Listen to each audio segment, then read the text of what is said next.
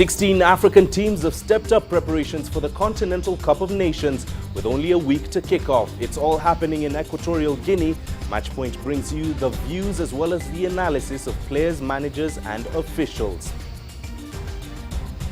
Hello and a very warm welcome to Matchpoint, where we focus on bringing you African sports news and features from all perspectives. I'm Maher Mutua. Also coming up in tonight's show, the fact that some top athletes from Kenya have been found guilty of the offense. That has made everybody start saying, hey, what's happening in Kenya?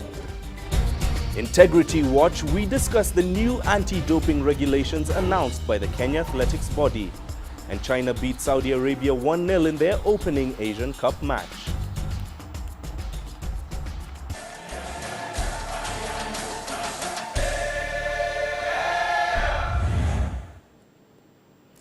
Welcome to Matchpoint. Now, in 7 days' time, the race to become Africa's football champion begins in Equatorial Guinea.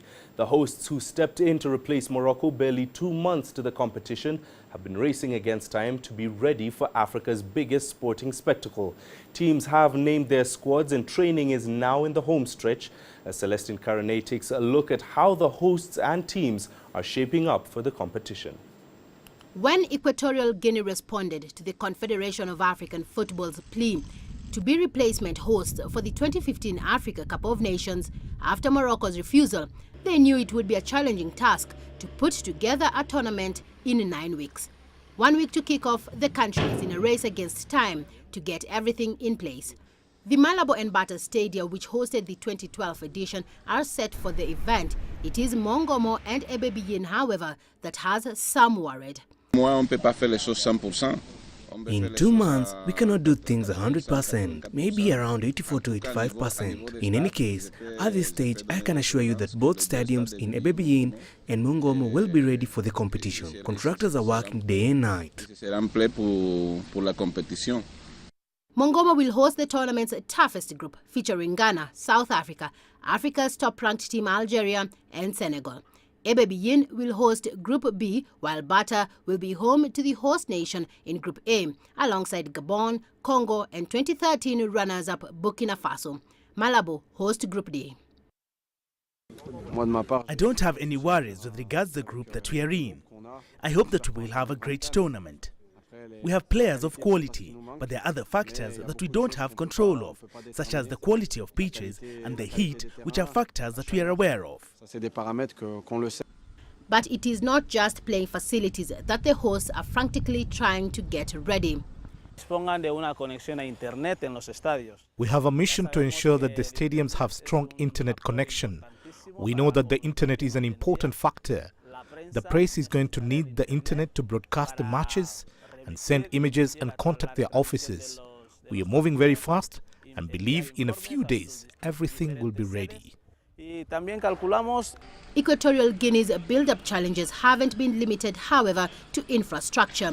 11 days to the competition, Argentine Esteban Becker was appointed coach, replacing sacked Andoni Goicoechea. Becker's history with the country's female team means he is familiar with Equatorial Guinean football.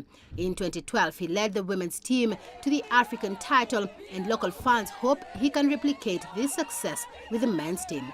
The rest of the teams continue to prepare for the competition, each with the ambition to succeed Nigeria as African champions after the defending champions failed to qualify. Celestine Karane, CCTV. Well, now, despite the controversy following the last-minute switch in host country, next week Saturday, the 2015 Africa Cup of Nations will get underway in Equatorial Guinea.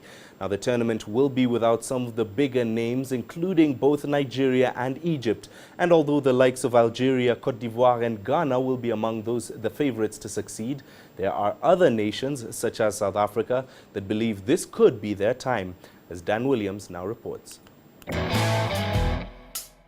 What a difference a year makes.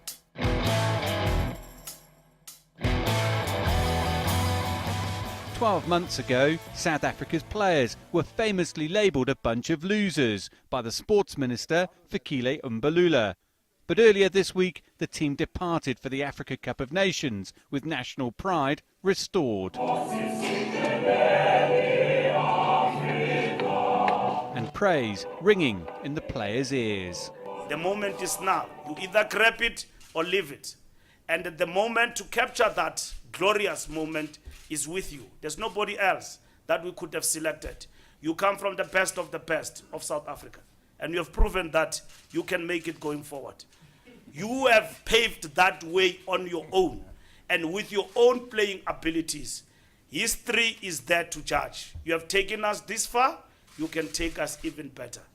A big part of the upturn is down to this man, the coach Ifram Sheikh's Mashaba, whose unbeaten record stretches 8 games following his reappointment in August.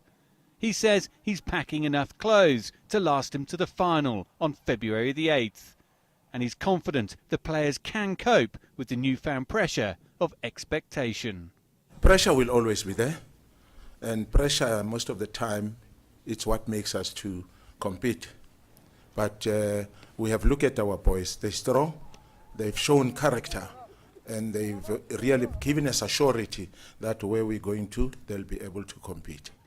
Bafana's run in the tournament could easily be short-lived. Algeria, Ghana and Senegal all lie in wait in the group stage.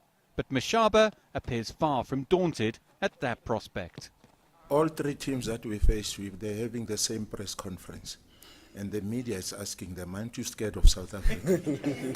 That is what is going on. What has been said about the group of death and all that, it's a motivating factor. Getting off to a good start will be key for a largely youthful side. But that is easier said than done, with Africa's top-ranked team, Algeria, first up. We can win, and we can win every game possible. I think with the self-belief, with the self-confidence, and with the fighting spirit, and winning the first game, that's very important. That's very crucial. I think that will be a whole lot of sky-high confidence booster for us going into the other games. Despite the hype, it would still be somewhat of a surprise if South Africa can somehow claim their first AFCON title in almost 20 years. The players certainly have the belief. The question is whether that will be enough to cover up for the lack of big tournament experience. Dan Williams, CCTV, Johannesburg.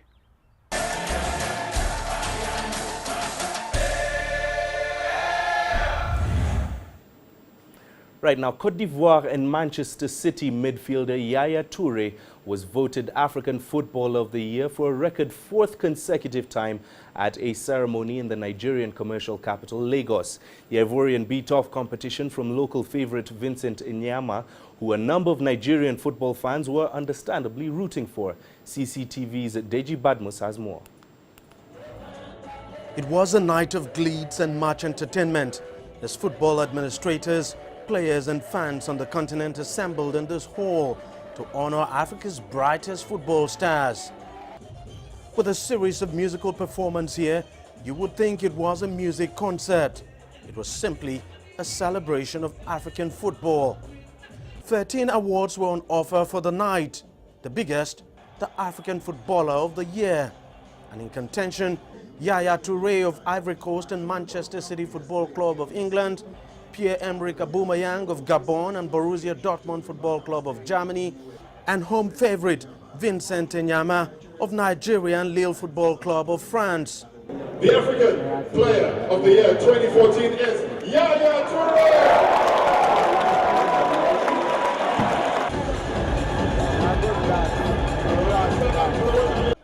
Other winners of the night include Nigeria Asisat Oshola for Women's Player of the Year and DR Congo's Femi Ndombe, who won African Player of the Year based in Africa.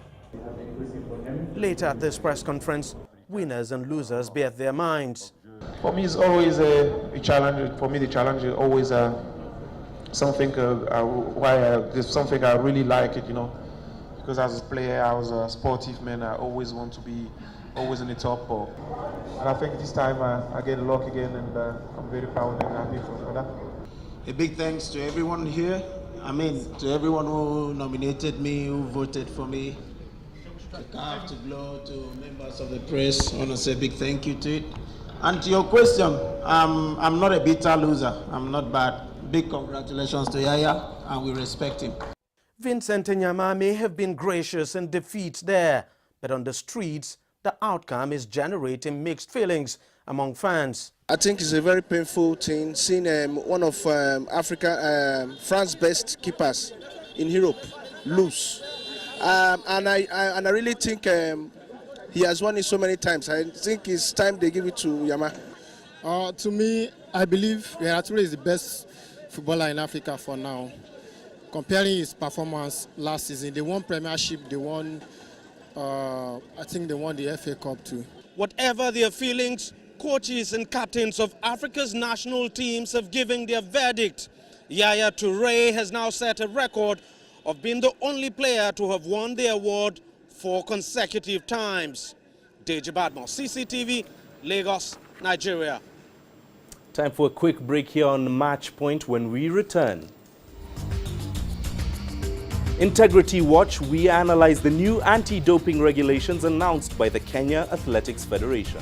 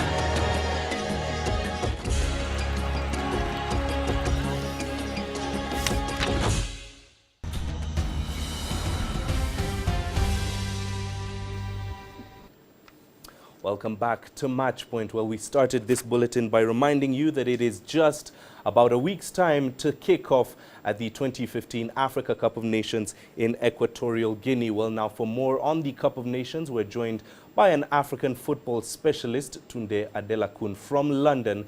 Tunde, I'll begin by asking you about Equatorial Guinea's readiness. Is this a big concern? No, I don't think so. I think people are forgetting the fact that, number one, Equatorial Guinea is a relatively small nation of very few people, and therefore it's easier to manage. The other thing, again, that we need to remind ourselves is that Equatorial Guinea have hosted the competition before. They jointly hosted the Africa Cup of Nations in 2012 with Gabon. It was a relative success. No, it wasn't perfect, but then it was a success. They've also hosted the Africa Women's Championships a few years back. So they're not novices in terms of organizing competitions. So I have no fear that, you know, they will be ready if once the thing has been given to them. And just still touching on the readiness of the country, not necessarily in terms of infrastructure, but now talking about the teams. Of course, they switched coaches recently, so close to the tournament. Is the team going to be ready for this? Well, I mean, maybe not as much as they would have wanted to be, given the fact that they did not know that they were going to be in the tournament until about a couple of months ago. So maybe they won't be as ready as one would have wanted. But you do know that the atmosphere, the home factor, the home atmosphere, and that will be that extra splurge that they need to actually take themselves to the next level. Their group is not that difficult. I mean, there's no easy groups in football. But then once they can scale the first couple of matches and go through, who knows what could happen to them. All right, let's talk team lists. Obviously, Wednesday was the deadline for coaches to submit their team lists. Which one, on paper at least, looks like the strongest candidates for favorites for the title? Listen, on paper, when you look at the pedigree of teams, you will go West Africa to start with. You will go Ghana, you will go Senegal, you'd go Ivory Coast. They've got so much option. They've got, you know, you look at Senegal, and if not for the fact that Diafra Sakho and Sadio Mane are injured, you would feel that the coach of of Senegal has a major problem on his hands in selecting the right players to play up front. They have so much attacking option. Senegal looks good. Ghana is always perennially a very strong candidate. Ivory Coast, I spoke to a few Ivorian players in the course of the last week, most especially Yaya Toure. They're gunning for this. They really feel that this is their year. Now, having said all of that, I look at Algeria. I look at that team list that they have got. I look at the rise of Algeria over the last 12 months, and I think that they will cause a few problems. So those 4 countries, they're looking strong. Finally, Tunde, speaking as an African football specialist living in Europe, can you tell us just how much European football fans follow the Africa Cup of Nations? Well, I would say in Europe, there's so much football going on in the country, in the respective countries in Europe at the moment. You know, the Bundesliga, the Premier League, the La Liga. There's so much happening over here. So it does diminish the interest that they have in the Africa Cup of Nations, especially considering the fact that they feel robbed of some of their star players. You know, players like Wilfred Bony, Yaya Toure are not going to be around to make that late surge for titles. So it is followed.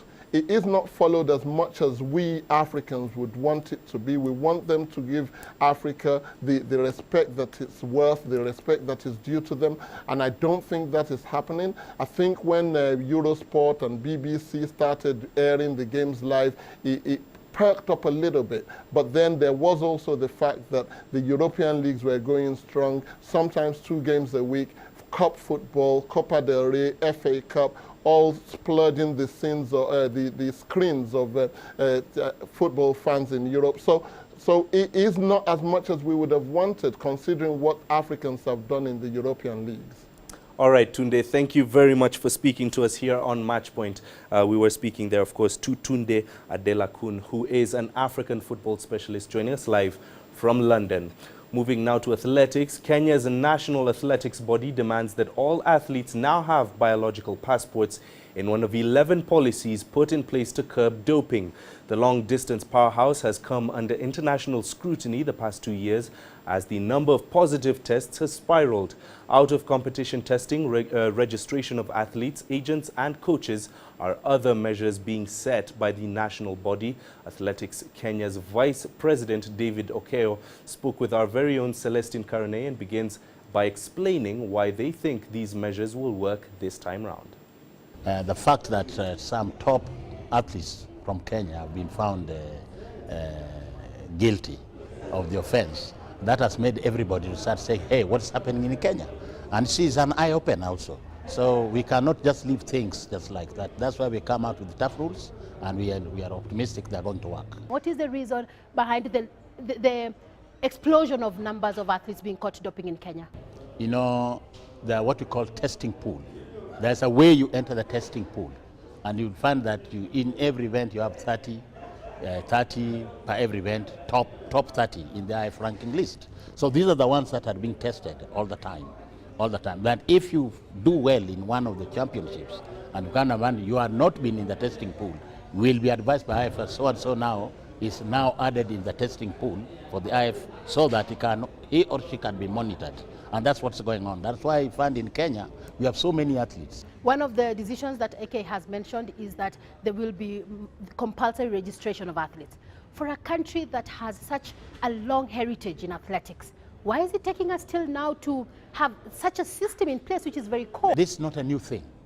We started, but you know the resistance. Each time you start a new rule, people will always resist. And this is, I want to say, this is human nature.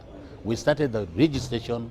People are saying, why do you want to register that? But you know, when you start something, people never know the benefit of that particular thing. But for now, other people have now started realizing, because they cannot run in other countries if you don't have a registration license from the federation. An agent with a number of athletes being caught doping stands a chance of being, evicted, even stopped working from this country. That could also still bring some resistance from this agent. It cannot, because that's our rules and we are going to go by that. Why should you now, for example, you are my athlete, you have been tested positive, all right? And immediately you are tested positive, I want to run away from you. That time I don't know you, but you have been with me all the time. And then if there are 3 or 4, then there must be a question mark. Why from your stable? Why 4 or 3 from your stable? And each time they are found, you are running away. Yeah? So the best thing, before you run away, we do away with you. In the past, AK has said that funding has been a problem in dealing with doping. The new body that has been formed tackling doping, will they have enough funding? Where government has put its feet, it cannot fail. Who can say the government doesn't have money? We didn't have money as a federation. And now that the government has said, yes, we have formed this institution and we are going to put in money, we are very sure it's going to work. Because we as a federation, we could not make it because we don't have money. The doping exercise is a very expensive exercise and don't have a structure put in properly. There's a lot of questions right now about the Rita case, but I believe a decision is coming soon. By 15th, we shall have a verdict. That's why we have invited the coaches, the manager. There are a few questions we'd like to ask them, at least before we pass the verdict. Finally, on the doping issue, criminalizing, where do we stand on that? Criminalizing, as you know, there are only 3 countries in the world that has made it a criminal case. Maybe Kenya may look into it. It's something that must be discussed at the government level. But would AK welcome it? That one will welcome. Yeah, it is long overdue because why should you cheat? Once again, that was Celestine Karane speaking with the Vice President of Athletics Kenya, David Okeyo. Well, we are now 10 days into 2015, and with the new year comes a whole new calendar of sporting events that we can look forward to. Let's take you now through some of them that we'll be especially keeping an eye out for here on Matchpoint. All eyes will be on Equatorial Guinea between January the 17th and February the 8th. The Africa Cup of Nations comes to town, and the 16 teams will be playing for continental glory. In February, it's the Cricket World Cup in Australia and New Zealand. 14 teams playing 49 matches over the span of 6 weeks. Africa will, of course, be represented at the tournament by South Africa and Zimbabwe. February the 15th is kickoff in Niger at the Africa Under-17 Championship. This is the 16th edition of the tournament. It was, of course, originally set to take place in May, but was moved forward and runs until the 1st of March. More football to come with the Africa Under-20 Championships, this time in Senegal. This kicks off on March the 8th, and there is plenty at stake here. The semi-finalists at this event will directly qualify to the Under-20 World Cup later this year. Well, in June, it's the women's time to shine. The much-anticipated Women's World Cup kicks off in Canada. Only 3 African teams qualified for this event. They will be Nigeria and Cameroon, both of whom featured in the finals of the Africa Women's Championship last year, and Cote d'Ivoire, who were runners-up. In August, it is the World Athletics Championships, which get underway in Beijing. The next month marks the 50th anniversary of the All Africa Games. This takes place in Brazzaville, Congo, which plays host as 54 projected countries take part in the 22 events.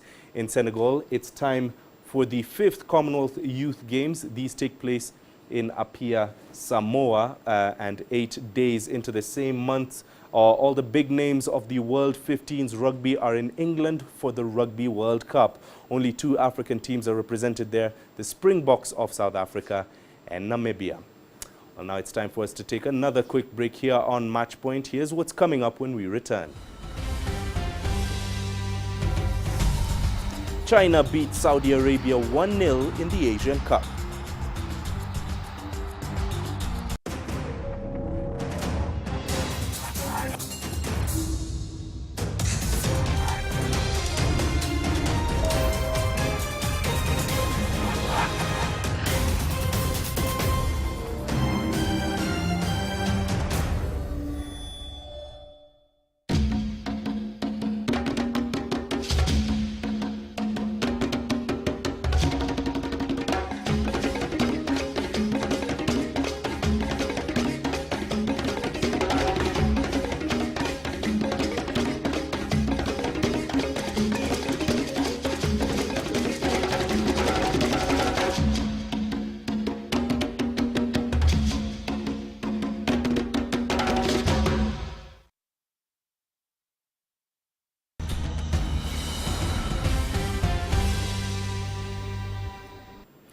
Welcome back to Match Point. Now, Saturday's Asia Cup match saw China save a second-half penalty, then score a goal that upset Saudi Arabia 1-0. Midfielder Yu Hai got the only goal of the match when he banged his free kick into the back of the net 10 minutes from the end, but only after a stroke of luck. His left-footed shot clipped the back of one of the Saudi defenders and deviated away from the goalkeeper, Walid Abdullah. Although the match was the first of the tournament for both teams, the result could prove decisive to their chances of progressing after Uzbekistan. Now, an Israeli company has developed a low-cost computer vision-based tracking and analysis system for amateur tennis players. Called Smart Court, the system provides instant replay, line calls and performance analysis. Until now, the dominant review system in tennis has been Hawkeye, which is estimated to cost $100,000 per court. Hawkeye is only for professionals and the world's top tournaments. On its part, Smart Court uses a different approach involving 6 small permanently fixed cameras that record everything that happens during play. While less accurate than Hawkeye, it is still precise enough to check lines and comes at a much lower price of $10,000 and a license fee. The technology that we developed, its purpose is to maximize the performance of the players and make playing and training in tennis and other sports more challenging and fun. The way we do it is we developed a product, its name is the Smart Court. We installed 6 cameras like this one, which records and analyzes in real time the whole movement and activity of the players. So everything that you do during a match or practice is being recorded, analyzed, and immediately uploaded to your personal profile at playside.com, where you can share, compare, and track your performance online. Well, that's where we leave it off for this edition of Matchpoint. Thank you very much for watching. Remember, you can send your feedback to matchpoint@cctv.com. That is our email address. You can also visit our Facebook page, CCTV Africa, or stay in touch on Twitter using the handle @CCTV News Africa. I'm Mahe Mutua. We leave you as always with some images from the sporting highlights this past week.